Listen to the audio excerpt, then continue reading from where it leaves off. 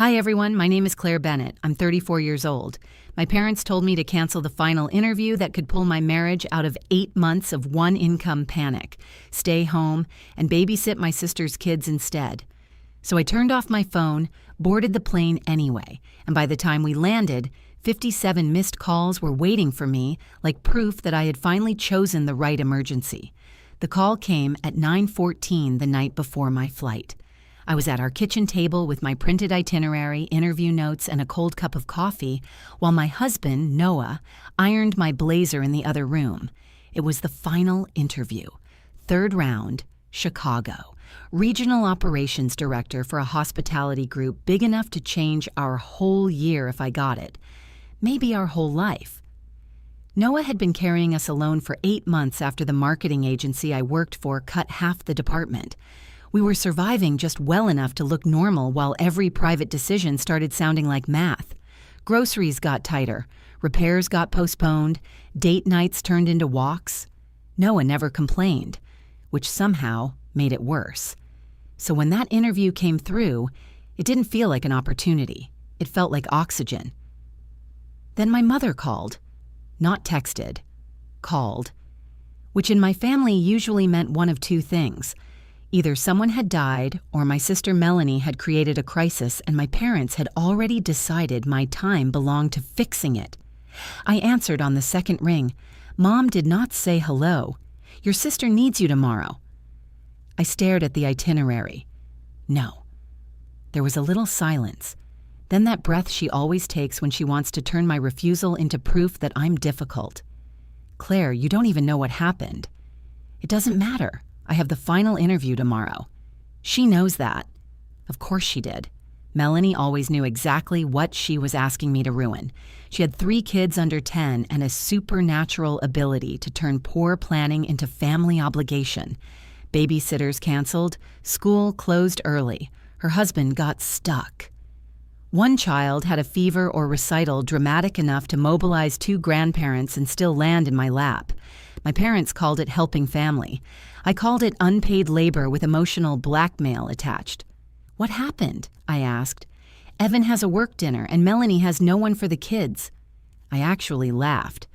Not because it was funny, because I had spent all week preparing for the most important interview of my adult life, and my family was calling because my brother-in-law had a dinner and my sister had run out of backup women. Then she needs to solve that. Mom's voice sharpened. Don't talk like that. Like what? Like I'm a person with a life? That was when she changed tactics. Softer, sadder, the martyr voice. Your sister is overwhelmed. There it was, the family spell. At 12, she was overwhelmed by homework, so I did dishes alone. At 16, she was overwhelmed by prom planning, so I drove across town to pick up her altered dress. At 28, she was overwhelmed by motherhood, so I spent Saturdays in her living room while she just ran out for an hour and came back after dark. I looked at the plane ticket again. Then Noah walked into the kitchen, saw my face, and stopped moving. He mouthed, "Who?" I mouthed back, "Mom." He closed his eyes because he already knew. Mom was still talking. Family comes first, Claire. No, I said quietly. That's what you say when you need something from me. She went silent, then icy now. Your father is going to call. She hung up before I could answer. 30 seconds later, his text came through. Cancel it. Your sister needs you. Family comes first. I stared at the screen so long Noah finally crossed the room, set the iron down, and asked, "What did they do now?" I handed him the phone. He read the message once, then looked at me and said very calmly, "You're getting on that plane." Noah didn't raise his voice. That was what made it land. He set my phone on the table, pulled out the chair across from me, and said, "Claire, if you cancel this flight, they will remember one thing." I already knew. "Not that they asked too much," I said. He nodded. "They'll remember that it worked." That was my whole family in one sentence. Not whether something was fair, not whether it was possible, just whether pressure got the result they wanted. I leaned back in the kitchen chair and looked at the ticket again. 6:20 a.m. departure. Final interview at 2. Return the next day if all went well. We had spent the last week preparing like it was a military operation. Noah had printed my resume on better paper. I had practiced case questions in the shower. We had borrowed his cousin's nicer carry-on because mine still had a broken zipper from a trip I never should have taken to watch Melanie's kids when she desperately needed just one weekend. That had been 2 years earlier. One weekend turned into 5 days. She and Evan went to a resort. My parents called it a misunderstanding. Families like mine survive on misunderstandings. They stack them so high you stop calling the structure what it is. Noah reached across the table and put his hand over mine. "What do you want?" he asked. Not what was smart, not what was fair. What I wanted. That question almost undid me because my family never asked it unless the answer happened to match their plans. "I want to go," I said. "Then go." I looked at him. "They're going to lose their minds." He gave the smallest shrug. They were already planning to. That was true too. The punishment had been decided the moment I said no. Whether I stayed or went, I was going to pay. Going just meant paying for something that mattered. My father called 3 times after that. I didn't answer. Melanie texted next. "Seriously? You're choosing a stupid interview over your nieces and nephew." I stared at the message until anger burned the self-doubt out of me. Not choosing an interview over children, choosing my life over a system. Big difference. I typed back, "I have a flight in the morning. You knew that?" Her reply came immediately. Wow, that was all. Just wow, because in my family, women like my sister never had to make full arguments. They only had to act wounded long enough for my parents to build the case around them. At 11:40, Mom sent one more text. "If you board that plane, don't expect us to clean up the mess." I showed it to Noah. He took my phone, turned it face down, and said, "Good. Let them finally define the mess correctly." I barely slept. Not because of the interview, because of the old guilt. The trained kind. The kind that doesn't ask whether you're wrong. It just hovers over any decision where you put yourself first and whispers that somebody, somewhere, is going to suffer theatrically enough to make your boundary look cruel. By 4:30, I was dressed, zipped into my navy blazer, and standing in the kitchen with a travel mug while Noah loaded my suitcase into the car. My phone lit up again as we pulled out of the driveway. Dad, then Mom, then Melanie. I turned it off completely before we reached the highway. Not silent mode, off. That felt bigger than boarding the plane, honestly. The airport was half business travelers, half sleepy families, rolling bags, bad coffee, overhead announcements no one really heard, and there I was at security trying to act like my heart wasn't pounding for reasons that had nothing to do with the interview. At the gate, Noah hugged me hard and said, "You are not doing anything wrong." I nodded against his shoulder. Then he added, "And if they blow up your phone all day, let them. A fire is not always an emergency. Sometimes it's just the sound of control not working." I actually smiled at that. Then I boarded. The flight was only 2 hours, but it felt like crossing a border I should have crossed years earlier. No one asking where I was. No one handing me snacks for Melanie's kids. No one calling me the reliable one, like it was a compliment instead of a trap. I spent the flight reviewing notes, touching up my talking points, and trying not to imagine the family group chat unraveling in my absence. When we landed, the cabin doors opened, phones came back to life around me, and mine lit up so fast it almost looked broken. Voicemails stacked in a flood, texts, missed calls, 57 missed calls. I stopped in the jet bridge and just stared. Mom 21 times, Dad 14, Melanie 11. Then a few from my Aunt Lisa and one from my brother-in-law Evan, which meant the story had already spread. The first text at the top was from Dad. "Call now, your sister had to leave the kids with strangers." My stomach dropped. Not because I believed the wording, because I knew instantly it was written for maximum guilt, not maximum truth. Then I opened my mother's first voicemail. She was crying, not soft crying, performance crying. "Claire, what is wrong with you?" Melanie had no choice. She had to leave the kids with the neighbor, and Lily is terrified and asking why Aunt Claire doesn't love them anymore. Call me right now before you make this even uglier. I closed my eyes. There it was, the real strategy. Not we need help, punishment through children. Then a new text came in while I was still standing there, suitcase handle in my hand. From Melanie. If I miss Evan's dinner because of you, don't ever ask me for anything again. And right under it, before I could even breathe, another message appeared from a number I didn't recognize. Hi, Claire. This is Dana from Halpern Group Recruitment. Mr. Lawson is looking forward to meeting you at 2. Also, someone called the office this morning claiming you had a family emergency and might not show. Please confirm you're still coming. I called Dana back from a chair near baggage claim. Hi, it's Claire Bennett. I'm still coming. Her relief was immediate. Good, I'm glad you answered. Just so you know, the caller was persistent. They said there was a serious family situation and implied you might be in no shape to interview. I looked at the missed calls on my screen. My family creates a lot of serious situations the second they aren't getting what they want. There was a tiny pause.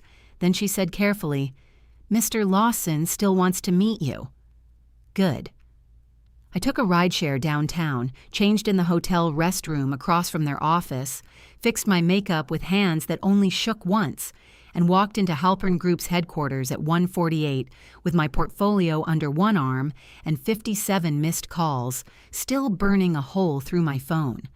The building was all glass, brushed steel, and expensive restraint. Quiet lobby, sharp receptionist. The kind of place where panic has to dress itself properly before it gets admitted upstairs. Dana met me in reception. She was younger than I expected, fast-moving, neat navy dress, the face of a woman who had already salvaged 6 other people's poor planning before lunch. Still want coffee? She asked. No. Good answer. That made me like her immediately. She took me up to the 12th floor and walked me into a conference room with 2 windows, a carafe of water, and 3 people already seated. Mr. Lawson in the middle, gray hair, rolled sleeves, the kind of man who looked as if he had never once confused noise for leadership. Beside him sat a regional finance director and an operations VP with a yellow legal pad full of handwritten notes. Lawson stood when I entered. Claire, he said, shaking my hand, I'm glad you made it. I held his gaze. So am I. He motioned for me to sit. Then, before anything else, he said, I want to acknowledge the unusual call our office received this morning. There it was. No pretending, no dance. I took a breath. My family did not want me on this flight. The finance director's pen stopped moving. Lawson leaned back slightly. Because of the interview? Because of what the interview represents. He said nothing, so I went on. They needed free childcare. I said no. My parents are used to pressure working faster than respect. That could have gone badly, could have sounded messy, personal, emotional in the wrong way. Instead, Lawson nodded once and said, All right, then let's talk about how you handle pressure when it doesn't get to choose your priorities. That was the moment I knew I still had a shot. The interview was hard in exactly the right way. Not trick questions, real ones. A labor cost crisis in a high-volume property, an underperforming GM with strong guest scores and weak controls, a staff retention problem during expansion, a property owner who wanted luxury optics on mid-scale numbers. I answered all of it, calmly, clearly. Not because I was superhuman, because 8 months of surviving on one income while my family kept treating my time like a public resource had burned all the decorative language out of me. I had no energy left for fake brilliance, only usable truth. At one point, Lawson asked, Tell me about the hardest operational reset you've managed. And without planning to, I said, Any system built on one person silently absorbing too much eventually collapses. The trick is catching it before everyone mistakes dependency for normal. No one spoke for a second after that.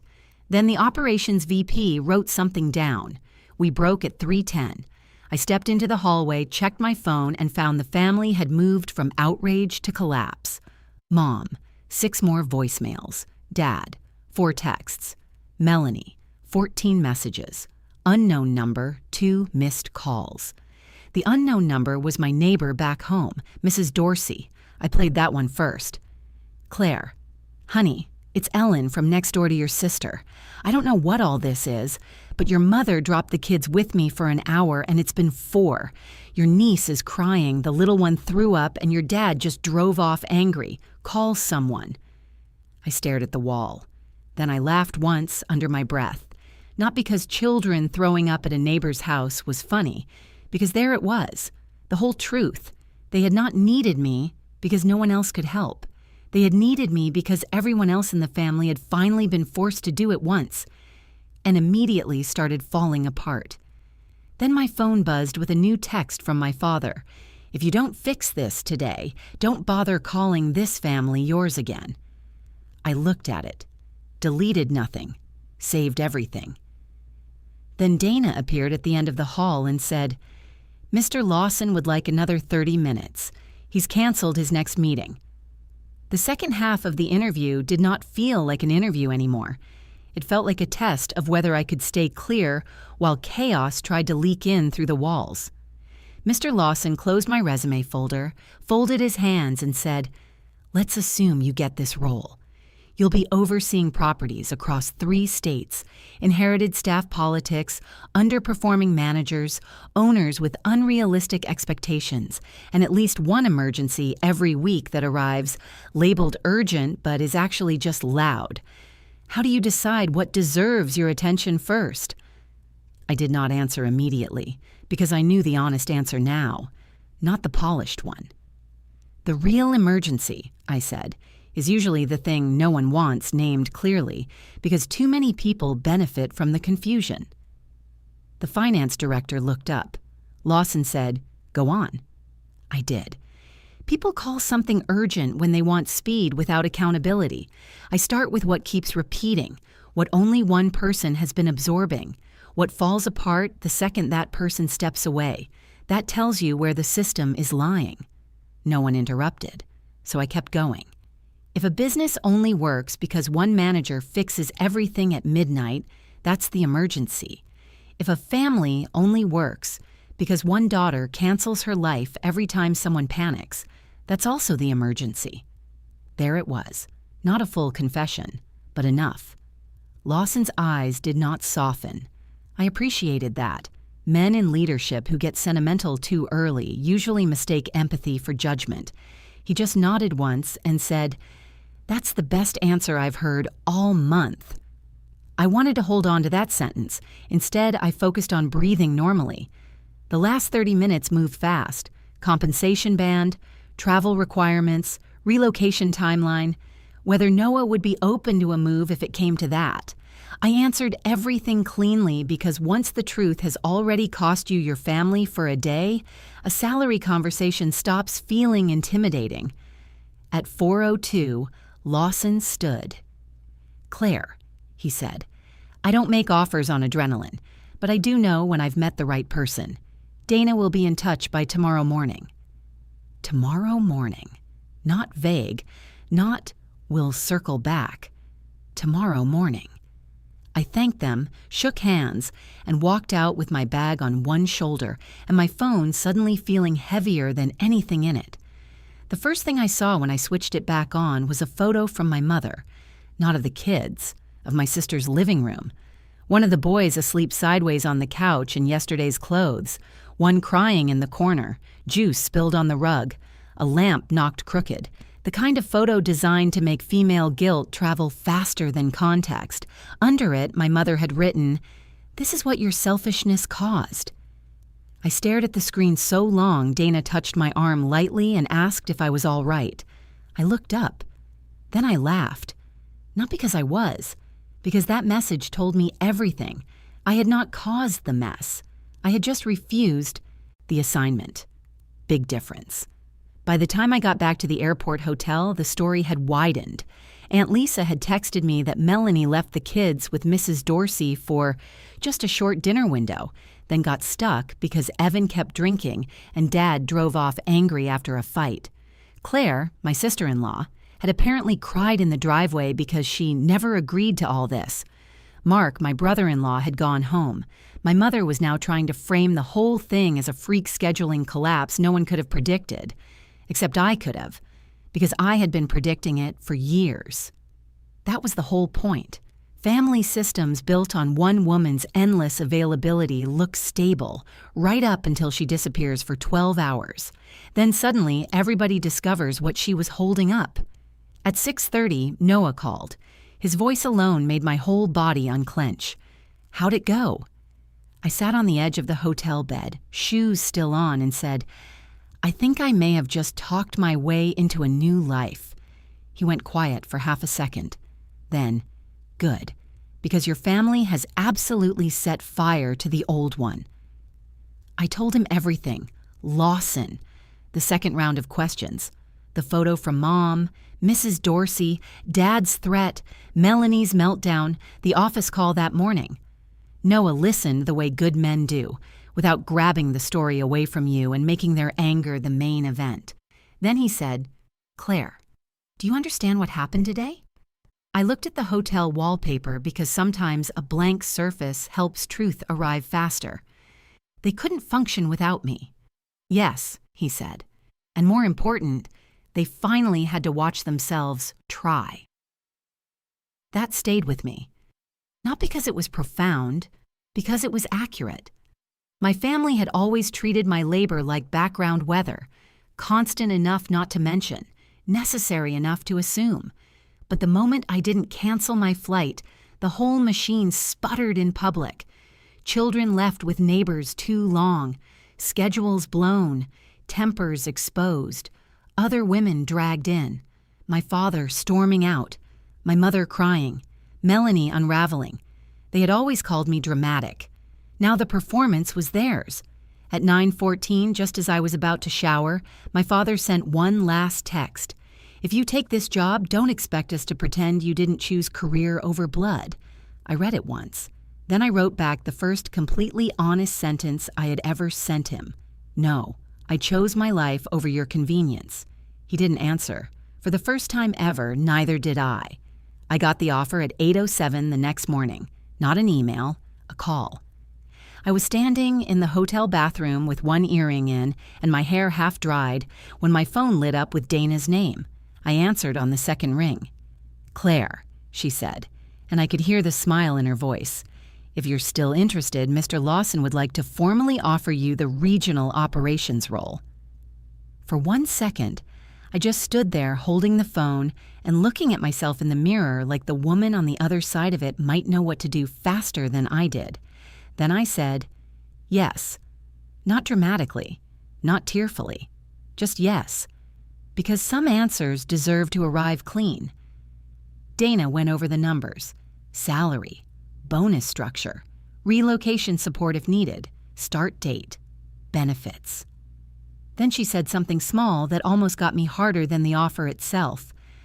For what it's worth, Mr. Lawson said your answer about systems built on one person silently absorbing too much made the whole room sit up. I laughed quietly. Good, I said. It took me long enough to learn it. When the call ended, I sat on the edge of the bed and called Noah first. He picked up immediately. Well? I looked out the window at the gray Chicago morning and let myself smile all the way for the first time in months. I got it. He made this sound. Not a yell, not a laugh, something better. Relief with joy under it. The kind of sound people make when hope has been costing them more than they admit. Then he said, I'm so proud of you. That almost undid me more than the offer itself, not because I doubted him, because my family had spent so many years turning my usefulness into obligation that hearing someone be proud of me for choosing myself still felt new enough to hurt a little. Then my phone vibrated again. Mom. Of course. I let it ring once, twice. Then I answered. She was crying before I said hello. Real crying this time, I think.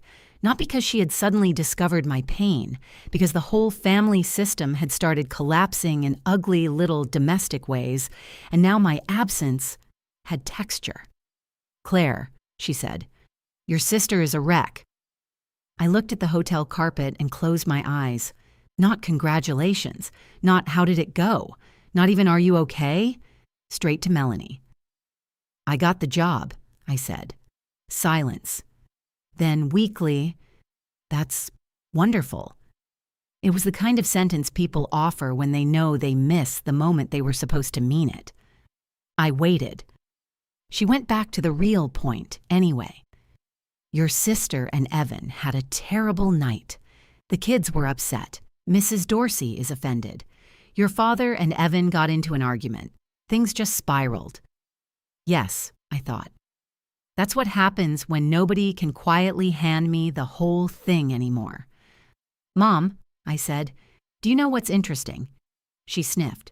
"What?" No one in this family fell apart because I got on a plane. They fell apart because, for the first time, everyone had to handle the life they kept calling manageable. That shut her up.